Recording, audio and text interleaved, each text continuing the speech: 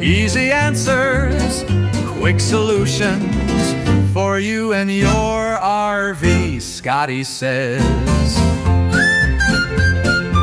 We're on maintenance, cleaning, lubricating.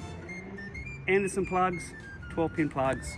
A lot of them get corrosion, dirt build up, gunk in them with four-wheel drive vans. That's what we do. Same stuff we were using before.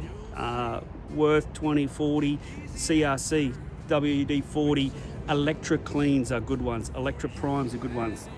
Give them a coat, give them a spray. Clean all the junk, water, all that sort of stuff out of them. And when you're storing them, don't store them uphill. Store them downhill so everything can run out, especially the water.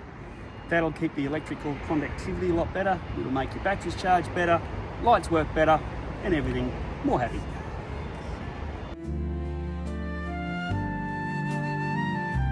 Scotty.